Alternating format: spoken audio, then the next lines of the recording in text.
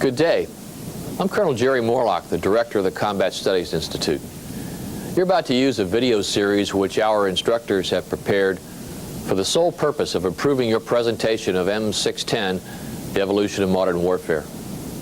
We've taken care to make the course that you teach as similar to the one taught at Fort Leavenworth as possible, and choose to add these tapes to your libraries in order to give you every advantage as you prepare to teach this new course.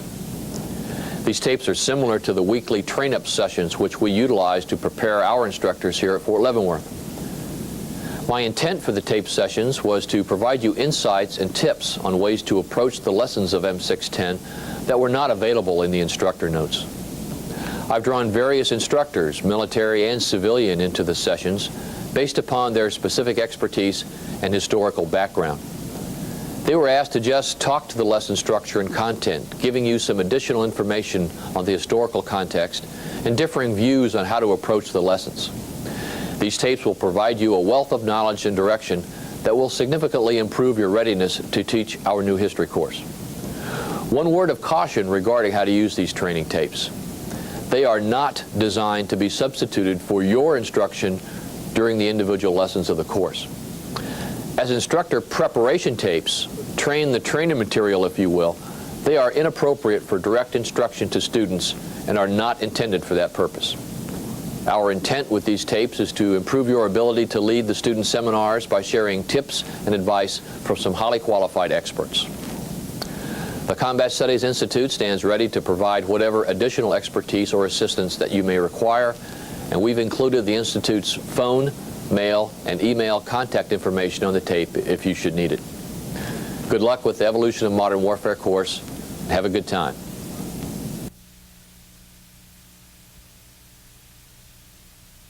Well, my name is Gary Bjorgi. I'm an instructor at CSI in Command General Staff College. And this is our lesson on the Korean War, 1950 to 1953. With me today are Lieutenant Colonel Jim Martin and Dr. Larry Yates, both from Combat Studies Institute.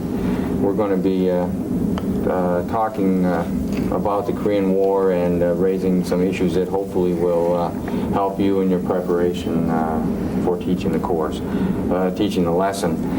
Before we get into the meat of the lesson, I would just like to mention that there are a number of U.S. Army official publications that deal with the Korean War. We have this Combat Action in Korea by Geigler. We have a number of publications, books printed by Center of Military History. Here's Ebb and Flow, November 1950, July 1951. Policy and Direction the first year, and then south to the Nakhtong, north to the Yalu, and also the Medics War. And I think, Jim, you had another book. Yeah, there's a brand new book out the Center of Military History's just put out called Black Soldier, White Army, that deals with the 24th Infantry Regiment in Korea, which is a change from what you'll find in these books and how they've dealt with that regiment. So if you want an update, the issue really here is one of race, segregation and prejudice. And if you want an update, the new one, Black Soldier, White Army, from the Center for Military History, updates what's in the Appleman books. A couple here.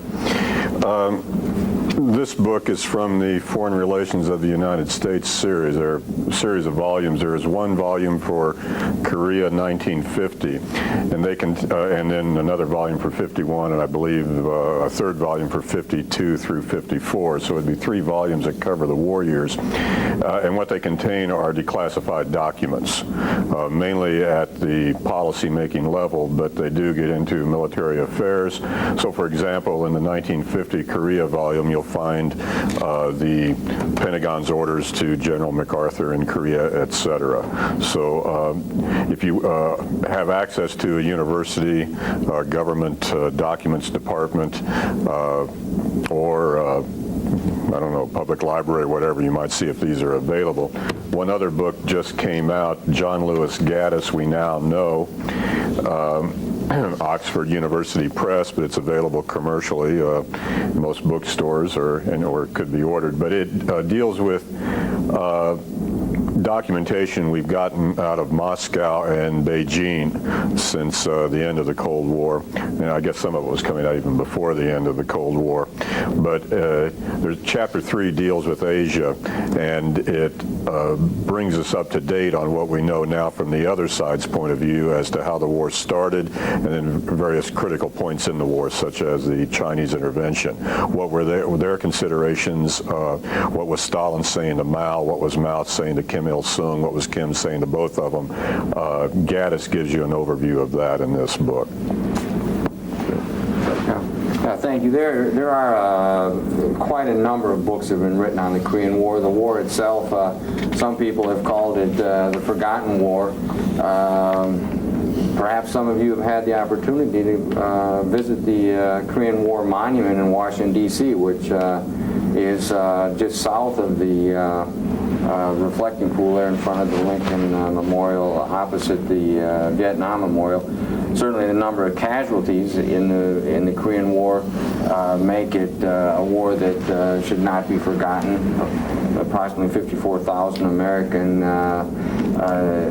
died in the war, and over 1.5 million Korean civilians, and about 800,000 Korean soldiers, north and south.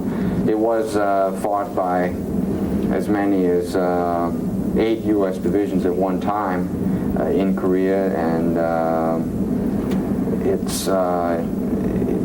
it has some very interesting characteristics, and if we go back and look at it in terms of its place in the evolution of modern warfare, it also has a very special role, a very special place, I think, in terms of it being the first limited war that the U.S. fought after the great victory in World War II.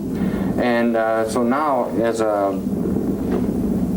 just to start off here, talking about the war and what are the lessons that we can draw from the war, I think the first place to start here is to just look at where the war fits into the international environment at that time and the U.S. policies. What was the United States national security position? What were our policies in early 1950? Where did we see the problems in the world, and did we think that there was going to be a war in Korea? I guess certainly that is also a major issue, because a lot of people, or very few people, thought that there would be a war in Korea, and that we were caught by surprise. That's a point. I teach an elective on the Korean War, and it's a point that surprises my students when we talk about how this really started, because you don't think about how this war comes about. What most of us have read about is all of a sudden North Koreans come across the border. But the fact is that as the U.S. is focusing in the post-World War II era, they're not focusing on China, and they're not focusing on Korea. I mean, there's the discussion of they lost China. The revolution has occurred in China, and Taiwan is now where the nationalists are. And the Secretary of State gives a speech at the press club in which he draws a line which shows American interests in the Pacific. And that line includes Japan, but it doesn't include Korea. Okay, it doesn't put Korea within our sphere. And I think you can argue that sends a message to the North Koreans and their Russian friends, all right, that it's acceptable to the United States. Okay, and I think that's one of the backgrounds you've got to place when you want to start looking at why this war comes about in the international, the overall international context, is that we send a very muddled message to the communist bloc nations that we have no problem with them taking Korea. What do you think, Larry? We've pretty well written off Korea as being strategically important. And Atchison's speech, although it's aimed at Taiwan, it does reaffirm that by leaving Korea on the other side of the defensive perimeter as well. And there, as you suggested, there's conflict already in Korea. both sides wanted to reunify the peninsula. Kim Il-sung, the communist leader of the North, Syngman Rhee, he's not our puppet by any means. We can't manage him, but he's someone we've turned to, a nationalist, some would say a rightist, who wins elections, sets up a fairly dictatorial government in the South. Both of them, Kim Il-sung and Syngman Rhee, are committed to reunifying the country. The demarcation there across the 38th parallel was an administrative convenience done in 45 when the Soviets came into the northern part in the latter part of the Pacific War, and to compensate, we go into the southern part of Korea. But Korea, like Vietnam, was not naturally divided. It was an administrative line that became then a political line in the Cold War. And both sides are committed to reunifying the country, but Syngman Rhee can't get the U.S. support to do it because we don't consider it to be that significant. And Kim Il-sung is having a tough time getting Stalin to approve an invasion of the South. So what you have in the peninsula is guerrilla warfare, and raids and intrusions across the 38th parallel. You've got guerrilla warfare in the South, which the South manages to deal with fairly well.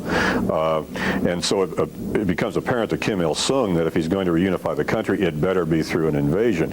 And the problem is getting Stalin to buy off on it. Well, after Atchison's speech, after China goes communist, then Atchison's speech, Stalin's much more adventurous than he was up to 1950. And he seems to be more willing to take the risk. As, again, the archives, more recent, or as findings in the Russian archives have indicated. And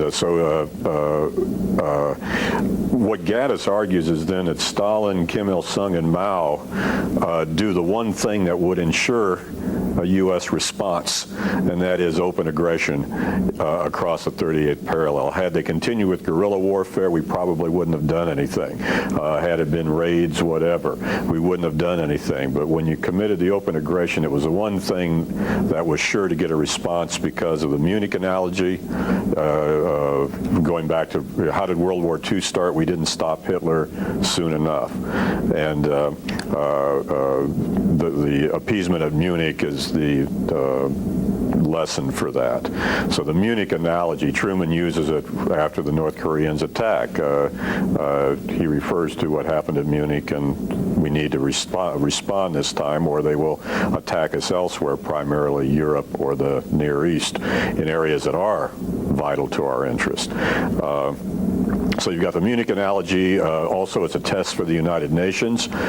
Truman cites that as a reason we have to respond. And also, it has an effect on the Japanese. Overt aggression in Korea cannot be ignored by Japan, and we're in the process of, one, signing a peace treaty with Japan, and two, a defense pact. And if we don't show resolve in Korea, the Japanese are going to have serious doubts about aligning themselves with the United States. So for these reasons, the North Korean attack in South Korea precipitate the response that Kim Il-sung promised Stalin would not take place, and that is a U.S. military reaction. And I think a point you made there is important. While Korea and Formosa were not within the line we drew, Japan certainly is. Oh, yeah. Japan is a strategic importance to us. And if you've ever been to Korea, you recognize that it points like a dagger right at Japan. I mean, what are you, an hour away by flying time? Less than that. During the Korean War, you'll have Air Force fighters coming off of Japan flying strike missions in Korea. Mm-hmm. It's that close. So if you're going to protect Japan, you can't just give up Korea to the communist forces. So it becomes important to us because of the proximity to Japan. Yeah. It really does. And the issue here of the Japanese psychology, I mean, it's very easy, to think, well, we're not going to get involved on the mainland of Asia and all of that. But once we actually are faced with the fact that here is an invasion of Korea, when we've had the containment strategy, the Truman Doctrine, in fact, years before, sending aid to Greece and Turkey. And then all of a sudden, here's this actual armed invasion that's going to expand the area under communist control. We have to do something. And as you said, looking at Korea as a dagger pointing at Japan, this was the strategic mindset within Japan that led Japan to try to gain control over Korea in the late 19th century and eventually annex Korea in 1910. For Japan's security, national security, they wanted control of Korea. Well, if we would have let the communists take over, in June of 1950, the psychological impact in Japan would have been tremendous. And that's something that both Larry and Gary said. Gary talked about containment, and Larry talked about how the overt military actions what brought our response. And Gary talked about containment. I mean, containment is the dominant theme in our foreign policy in 1950. Mm-hmm. And when the North Koreans, supported by their T-34 Russian tanks, throw it out just right in the world's face, it obviously becomes an issue of containment. I mean, it is communism spilling over. When you see a T-34 tank, it is therefore communism, because that's a Russian tank, and you know it's a Russian tank. In line with that, and again, this may be part of the Cold War lesson, or you might want to use it now or not at all, but in early 1950, or by the spring of 1950, you have a reassessment of containment policy in the form of National Security Council Paper 68, or NSC 68. And NSC 68 identifies international communism as the threat, not simply Soviet expansion, which it had been before. It's now international communism. So like you say, when you see Russian tanks and Korean communists coming across the parallel, it's a part of an international movement as we see it. It may not be monolithic. We still hope there are fissures between the Russians and the Chinese, but it appears as though they are, at least in this case, acting in concert as they are. The documents demonstrate that now, and that we cannot ignore the threat.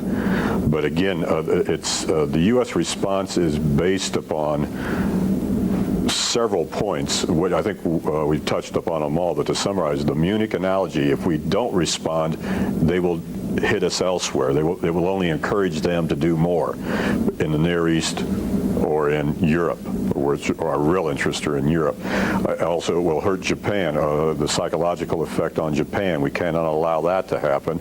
It's a test of the UN and collective security. And at this point, the UN is still seen as, or there's still hope for the UN to perform the role that we had envisioned for it, as helping to maintain the peace. So in this Cold War context, you can't, what was a non-strategic area all of a sudden becomes a major interest. It's not a vital interest. We're not going to fight to the death for it. And there are times we're ready to get out. But it's no longer a peripheral interest over which we have no interest, which it was before June of 1950. It's somewhere in between. One historian has called it a major interest. We'll fight to save the South Korean regime. At least that's the initial objective. We'll get to war objectives later. But we'll fight for South Korea to a certain degree. If we get pushed off, well, we'll reassess it then. But there are indications that if we had been pushed out, we probably would have accepted it. But we don't know. That's speculation. Well, thinking about the motivations then for getting involved in Korea and the decision to intervene, as has been mentioned, here are all these reasons to intervene. Then the question is, well, what are we going to intervene with? What tools do we have to use to serve our national policy objectives here? And the unfortunate reality is that we have an unprepared military. The Army is unprepared, the Navy is unprepared, the Air Force is unprepared for this, to fight this war. And what does that mean then for the soldier who's sent off to fight the North Koreans? It's going to mean trouble.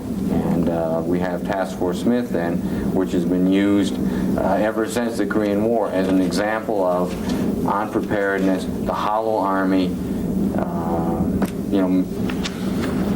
forcing the army to, forcing the soldiers to get into a dangerous situation because the the government did not provide them the training, preparation, equipment, whatever, the numbers that would allow them to go and win that first battle. And this is a spin-off of the last lesson. Larry talks about the Cold War lesson, and this is a very tightly tied lesson to that one. Because, I mean, the reason that we have this hollow army that Gary talks about is because, you know, our national military strategy is really wrapped around the bomb.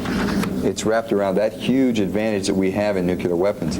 And so the individual soldier, the tank, does not deliver that weapon. So the money's not put into the Army. The money gets put into those portions of the Air Force which can deliver nuclear weapons. Well, so while we have an Air Force with plenty of money, it's not putting that money into close air support that can help on the battlefield, and we'll see that in the initial fight in Korea. The ability to bring close air support down for infantry armor units simply does not exist early on, because that's not where our defense dollars are going. So we have an Army that still basically has World War II weapons, which are not well maintained and cared for, and who've not had the money to do the training, the units in Japan, the money or the space to do the individual unit training. And while they may be able to fire their rifles, rifle marksmanship's easy. But any of you who've tried to do maneuvers at the company level, the battalion level, the brigade level, or the division level know that those are things you have to practice. They don't just come naturally because you teach a soldier how to shoot. And that's the result, really, of our national military objectives and the way we focus where we're going to spend our money. And adding to that, you've got the issue of the budget. The idea of a balanced budget as a political issue is nothing new. It's in today's news, of course, but Truman was committed to balancing the budget because if you don't have it, you're going to have runaway inflation. You can ruin the economy and lose the Cold War right there, a theme that Eisenhower will come back to after the Korean War when he's president. But the need to balance a budget, a military strategy based on the bomb, and among the services, the preference for the Air Force over the other two.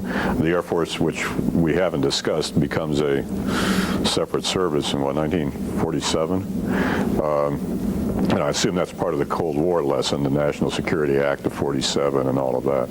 But these considerations are at play, budgetary as well as strategic. You know, I think this all rolls in because you talked about the decision to intervene, and that's where we really got started. And we've talked about how the decision by the North Koreans to come across in a blatant invasion is really what will garner the response. The problem then becomes, on the decision to intervene, is, okay, what do I intervene with? That becomes the real issue. We have, what, just over 2 divisions, rather hollow divisions in Japan? 4. We have 4 there. Yeah, the whole army has 10 divisions. 4 are in Japan, and I think in the reading that's assigned for this lesson out of Weigley does a good job of talking about the accident of geography that puts 40% of our divisions within an hour's flying time or 2 hours flying time of the Korean Peninsula. And you know what's interesting is, though we've got 40% there, when the president makes his decision to go ahead and say, okay, yeah, General MacArthur, anybody under your command, you can commit. The problem is, well, we send Brad Smith and Task Force Smith. But how many anti-tank rounds do they take with them? They take 6. And what is that? Half of what's in the Far East Theater? So while we have 40% of our divisions an hour away, there's no ammunition to stop tanks. One comment I'd like to make here, most students who haven't looked into this war much envision the North Korean forces as being just like the Chinese forces, which will cross the Yalu. Those are infantry-heavy, mass wave assaults, and that's not accurate. The columns which will shred Task Force Smith and will run the Americans back into the Busan perimeter are tank-heavy. They are being pushed forwards on the roads behind T-34 tanks. I mean, that's what shreds Task Force Smith is the T-34s and their inability to even dent them or slow them down. So there's a misunderstanding there, and you need to make sure your students understand that. It's two different types of ground war. The first one is a tank battle, where infantry trying to take on tanks. Later at the Yalu, yes, it will be wave after wave mass assaults of Chinese infantrymen. But that's not true when the North Koreans come across. And the thing is, how could that happen? Given the intelligence devices, surveillance devices we have today, it's you can't imagine an opponent that easily massing armor without us knowing about it. Well, we didn't have those things back then, and it was just generally assumed by the Korean military advisory group that we left behind when U.S. occupation troops pulled out in '49. The K-MAG, as it was called, the general that led that, and I don't recall his name, but his assumption was that you cannot use T-34s in Korea. The terrain is too rugged for their use. Well, the North Koreans proved him wrong, and it proved catastrophic because on the basis of that assumption and others, the United States had not supplied Sigmund Rhee with tanks that could be used against tanks, with aircraft that could be used against tanks, or with artillery, or heavy artillery. The reason being is if we gave him those things, our assumption was he'd go north with them and precipitate his own war. So we withheld the heavy weaponry that he could have used against tanks on the assumption that the other side couldn't use tanks, and the assumption was wrong. And here they come, and as Jim said, what is our response? And one thing to keep in mind, it is incremental. We don't immediately commit Task Force Smith.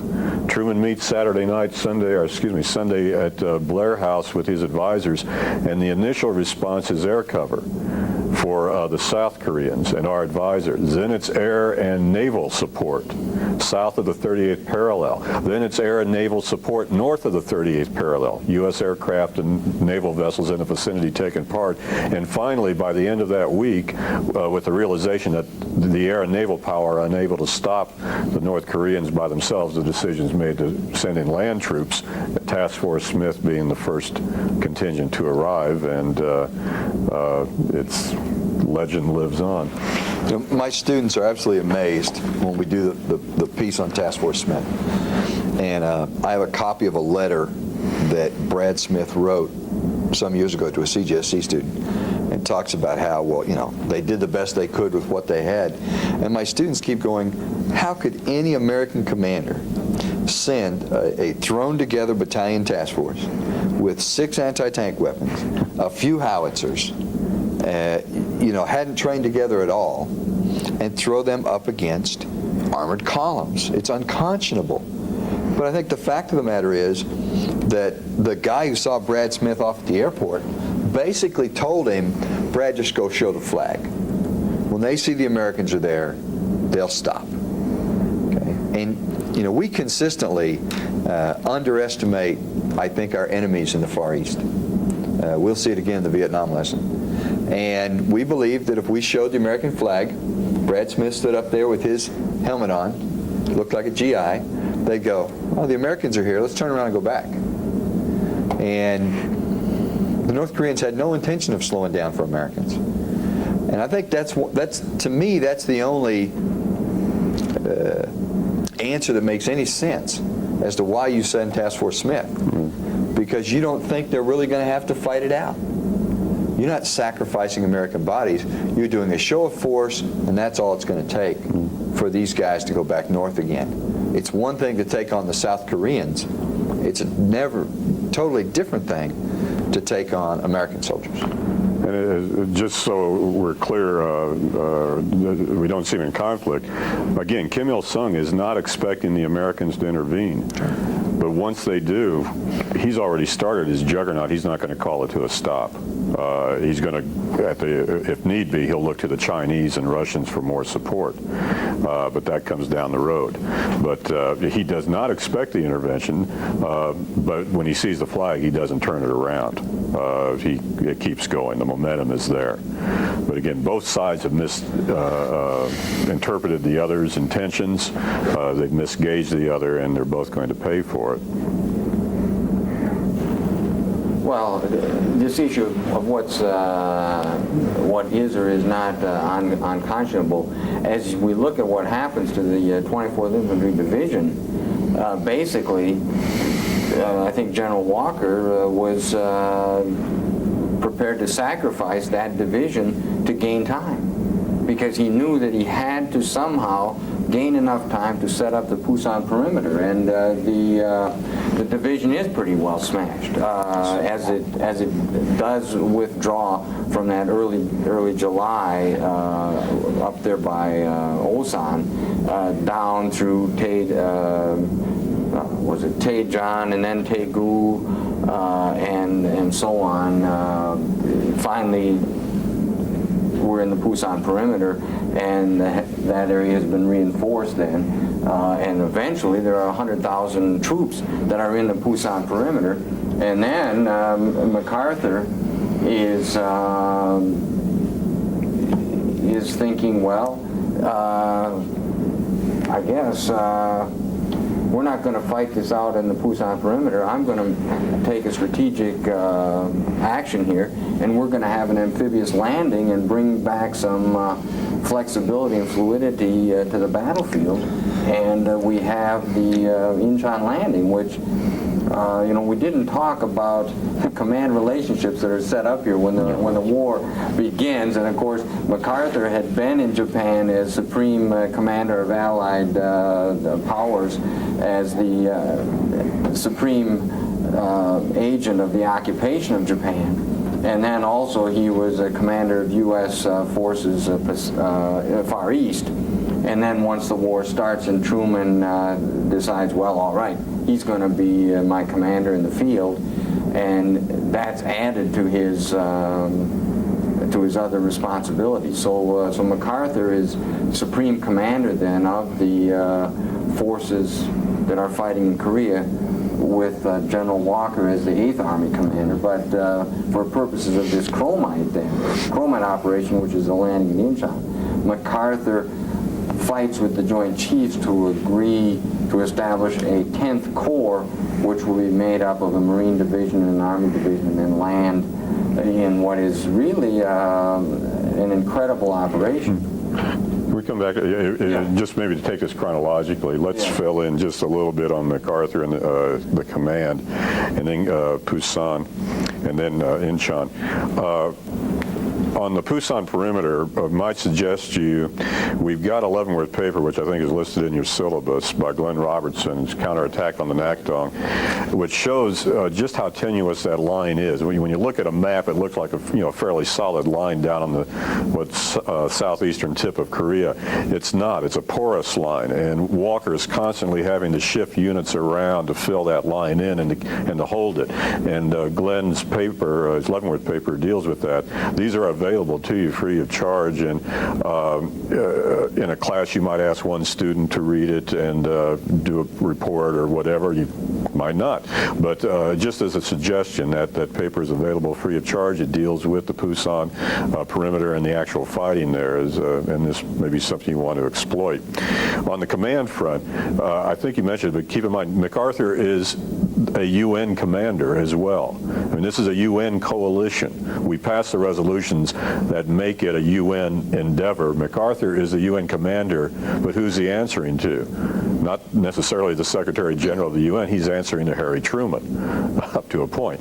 But the Americans are running the war, but it is a coalition. There are foreign troops that will fight under MacArthur in Korea, and other nations will supply aid and of support. But it's a UN effort, a UN flag, but the U.S. is calling the shots. So I just need to clarify that.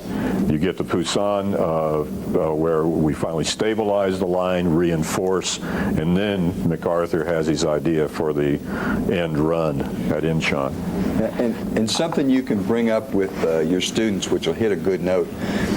Today we deal a lot with the idea of force projection. I mean, that's a very important thing that all of us have to look at, historians and our friends on the tactical and operational side. And really the decision to buy time by Walton Walker, what he has to do is he has to buy enough time for America's ability to project forces to outweigh what the North Koreans can send south.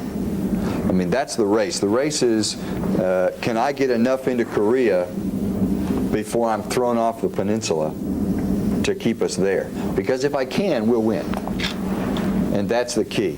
It's a race not of how fast do they get here or there, but how fast can I get ships to put American soldiers, tanks, and equipment into this little tiny perimeter, which, I mean, at the point, there are North Koreans within 15 and 16 miles of the port of Busan. And it's how fast can I get this stuff there to win. And actually, they do pretty well, even though, going back to the budgetary issues, what the Navy's spending their money on is carriers and not spending it on transports. Okay? Force projection of the Army is not something that's seen as important. So that's not where they're spending a lot of money. But by the time that chromite comes off, the soldiers inside the Busan perimeter are living far better than the North Korean soldiers on the outside of the Busan perimeter. They're living on a couple of rice balls a day because they're at the absolute far length of their logistics line. And our guys are eating fresh vegetables and fruit. Okay, they're eating as well as guys in Japan are by the time chromite's launched. So this is a great study in force projection. You know, if you want to focus in that direction, and you know, if that's something that you have looked at in repeated lessons, or you want to look at in repeated lessons, Korea is a great place to look at the power of force projection. Well, and another thing to look at here with this decision on chromite, if we're talking about a lesson in command decision making, in strategy and risk taking, how do you evaluate things? I mean, there are those who are saying these additional troops that are coming to, from the States to Japan and Korea should go into the Busan perimeter, because, as Larry had already said, this was not a solid line. We didn't have complete security, complete assurance that this was going to be able to hold. But MacArthur makes an assessment here that Walker is going to be able to somehow hold it enough, and that the two divisions that are coming, instead of being put into the Busan perimeter, should be used in a stroke, a strategic stroke that will have a lot of risk, but in one fell swoop, then it can dramatically alter the military situation on the Korean Peninsula. And the JCS are nervous about it. Lots of people are nervous about it. MacArthur argues strongly for it, and it works. Well, in fact, if you get the idea that MacArthur just kind of figured this out as the perimeter was going on, it's not really true. I mean, the records indicate that he starts talking about doing an action like Incheon very, very early. I mean, shortly after the invasion occurs, he already, with his staff in Japan, are starting to visualize this bold stroke to do. I mean, let's face what chromite really does for us. We've talked about the tanks that are being used by the North Koreans. If you've ever been to Korea, you know, the general in the K-Mag wasn't too far off. There's only so many places you can use them. And if you follow the battle calendar down, you'll see they follow the highway, the main highway that goes Osan, Pyongyang, then down Daejeon, Daegu. I mean, that's where the battles. So just following that road down there. And he's going to cut that road. Because if you cut that road up above at Seoul, and it goes right through Seoul, and you cut off the fuel supply to the North Korean tanks, they're going to wither up and die.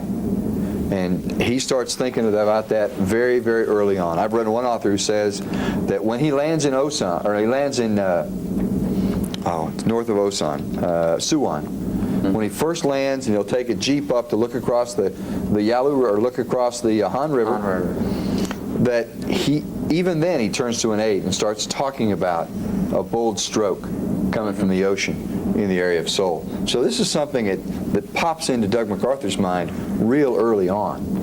When you were talking about this road and you mentioned Osan, and then you said Pyongyang, I think maybe you were thinking Pyeongtaek. Pyeongtaek. Sorry, I was going north already. One question you might ask the students regarding Incheon, and that is this an example of MacArthur's brilliance, or is it just pure common sense? I mean, we've had officers come through here arguing both ways. You know, that here you got the JCS, they're inclined not to approve it. MacArthur's eloquence wins them over. There's a recent documentation that suggests that Truman sending some atomic bomb components out in that direction also helped the JCS go for it. But MacArthur talks about the second hand of destiny ticking away and all of this, and he convinces them this is the thing to do.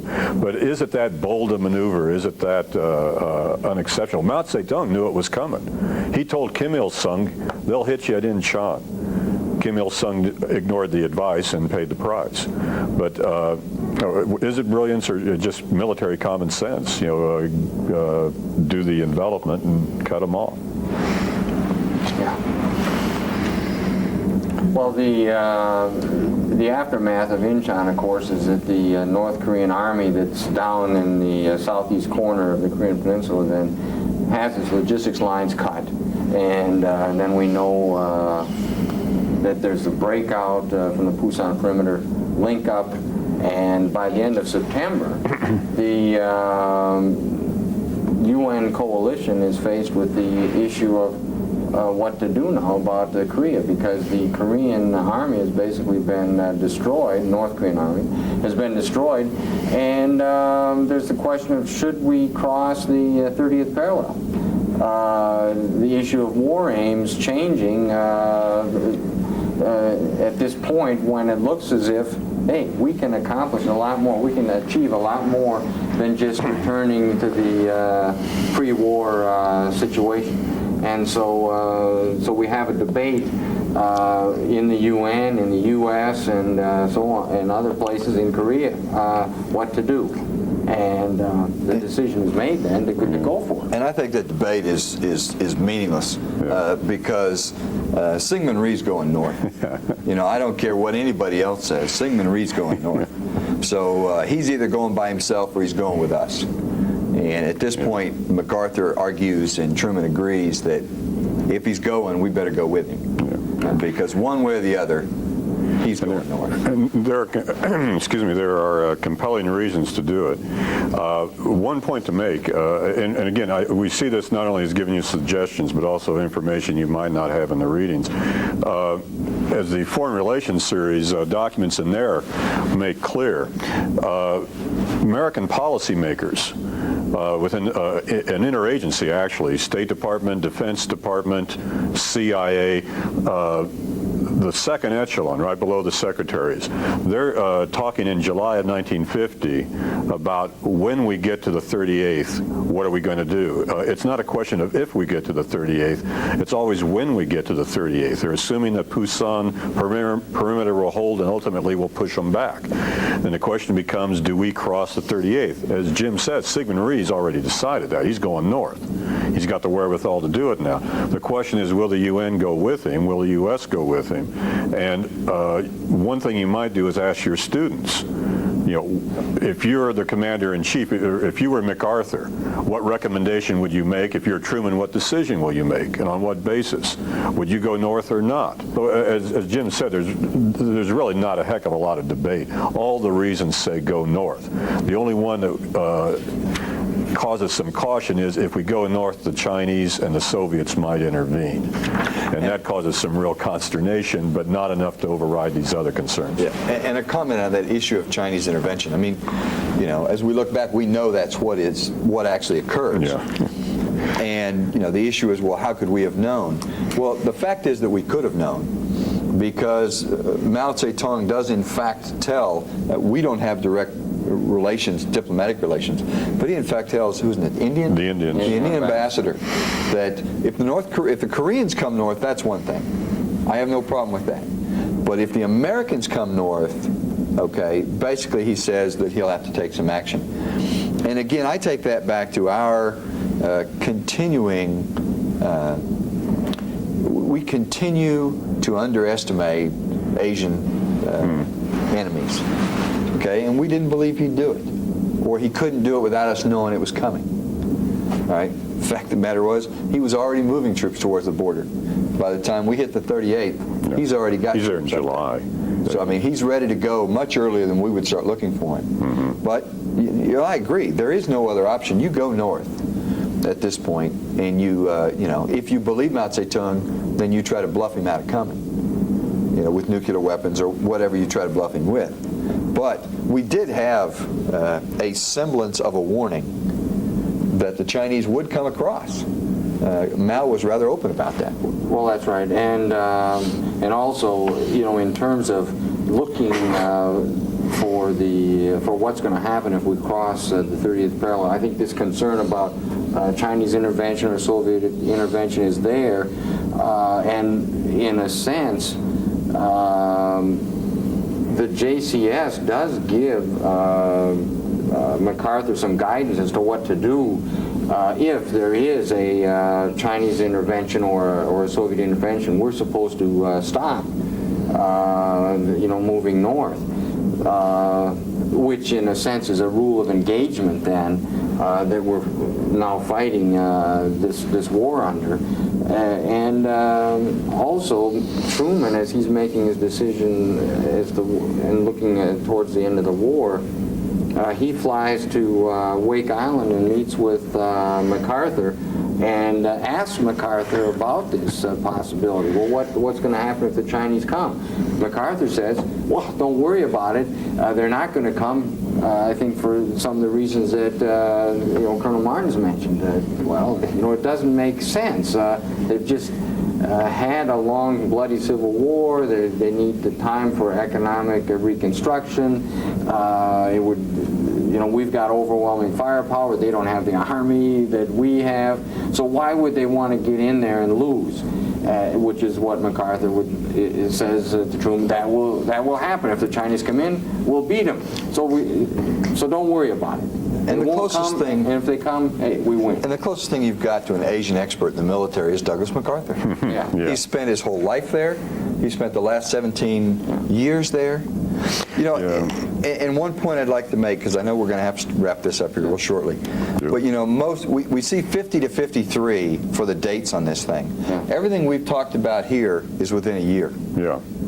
All right? I mean, this war goes 3 years in length, but most students only study the first year of it. You know, the drive to the perimeter, back to the Yalu, back to Seoul, that's what is mainly studied. There's 2 more years of virtual trench warfare, okay, stagnated on a line while they're busy doing their thing at Panmunjom, trying to come up with a treaty. All right, so I mean, you might make that point to your students. Most of them only see the Korean War as what we've talked about through Chinese intervention. Yeah. Well, that's right. And when the Chinese intervene, then you know, MacArthur starts his end the war offensive 24 November. The Chinese intervene, and MacArthur's surprised, and the 8th Army is defeated, pushed out of North Korea. And you know, it's a disaster. That's the only way you can describe it. And General Walker's killed in an automobile accident north of Seoul. We get Ridgway in there. The 8th Army is withdrawing south of Seoul when the Chinese launch their New Year's offensive, and things look bad. MacArthur has gone from the optimist who feels that the Chinese can't do anything to the pessimist who feels that the Chinese are going to drive the UN army off the Korean Peninsula, and he starts talking about all kinds of things that use of the A-bomb and what's going to happen if we have to withdraw from Korea and things. And the JCS are getting worried about his state of mind. Truman's worried about his state of mind. And then when Ridgway has some success at the end of January and so on, and goes back, recaptures Seoul, and Truman then is starting to think about, well, maybe we can make a deal. But MacArthur, you know, kind of sabotages his effort there, and we end up then with the relief of MacArthur, which is, I mean, you know, we've spent an awful lot of time talking about this early period of the war, which is extremely important, extremely interesting, and then all of a sudden here you got the middle of April 1951, the relief of MacArthur, which again is it's a tremendous topic, for discussion. You could do a whole class on dealing with is MacArthur right or is he wrong? And that has to do with a basic tenet of American military service, and that's who's in charge, the civilians of the military. Yeah, and that's a critical point. You can debate the merits of the Europe First policy of Truman, who at one point tells MacArthur that the rest of the divisions we're putting together, they're going to Europe to beef up NATO, which is a paper organization. You're going to have to fight the war with what you've got, which MacArthur doesn't want to hear. But to us, to the Truman administration, Europe was the critical point of the Cold War, not the Far East. MacArthur, on the other hand, of course, is fighting in the Far East and sees everything from that narrower perspective. You can debate who's right or wrong in that, but the issue is MacArthur publicly made his views known after he had been told not to. And that's insubordination, and for that you get relieved. But in the time left, very quickly, there are some implications of all of this when you look at the Korean War. First of all, containment rather, is expanded to Asia. Secondly, the ceiling on the budget is lifted. It goes up to $50 billion. Eisenhower will put a clamp back on it, and that's a story of the 50s. The Army's hurting once again in the 50s, but for a brief moment, everybody gets well, and each service is getting what it needs to fight. And then I think one of the main things to come out of Korea is a theory of limited war, which did not exist before. And that is, what do you do when you have to fight for the reasons we stated earlier, but you can't go all the way to a superpower confrontation for fear of the Soviets nuking New York? They've got enough bombs to do that. And the answer is, you fight the limited war. What is the limited war theory? You use enough military force to convince the other side they can't win militarily and they need to negotiate. Well, a lot of people are going to die to get that political negotiation. MacArthur's view is there's no substitute for victory. Harry Truman is essentially saying, yes, there is a political settlement, but one based upon our convincing the other side through the loss of our lives and our sacrifice that they cannot win. And this limited war theory, which is written after Korea, will become the basis for getting us into Vietnam. So here we are, lesson 13, limited war, Korea. And we hope these points that have been raised here by the three of us will help you as you put your own lesson together. As we said, preparedness, the conduct of operations, civil-military relations, relief of MacArthur, the conduct of the war, strategic surprise, why do we underestimate the enemy? There are all kinds of issues that are raised here, and so many of them are worthy of deeper discussion than you're going to have time for.